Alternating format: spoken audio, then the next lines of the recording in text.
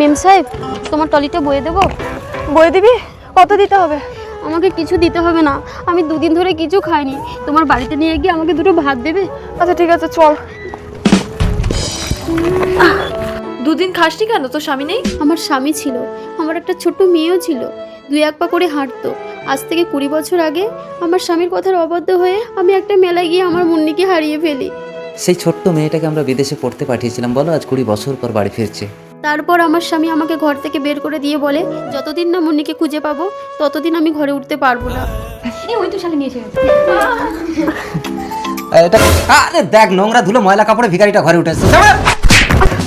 বাবু আমাকে বলেছিল দুটো ভাত খেতে দেবে। ভাত সাথ কিছু হবে না, এই নে 10 টাকা নিয়ে চলে যা। যা।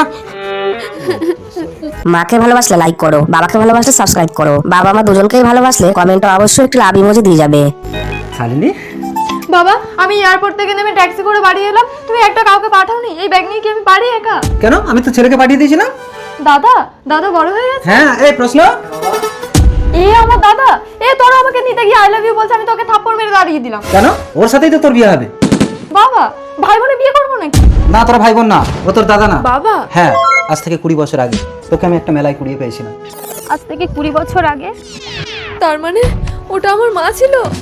শালিনী, শালিনী, শালিনী, শান্ত হ। প্রশ্ন অত জানি না, তুমি শালিনীকে এনে দাও, আমার ছেলেকে শান্ত করো। এসো এসো এসো। মা! মেম সাহেব? মেম সাহেব না মা, আমি তোমার সেই মেলায় হারিয়ে যাওয়া মুন্নি। মুন্নি, শুনছো? তোমার মেয়ে মুন্নিকে আমি এনেছি।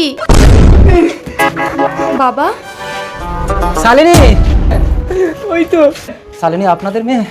আমার ছেলে শালিনীকে ছাড়া বাঁচবে না, ওকে আমি ভিক্ষা চাইছি। ভিক্ষা?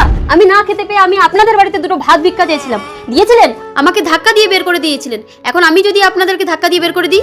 দাঁড়ান, কন্যা সন্তান হয়েছে মানে আমাকে বিয়ে দিতেই হবে। তাছাড়া মজুমদার বাবু কোমর লোক নয়, আমি আমার মেয়ে মুন্নির সঙ্গে মজুমদার বাবু ছেলেরই বিয়ে দেবো।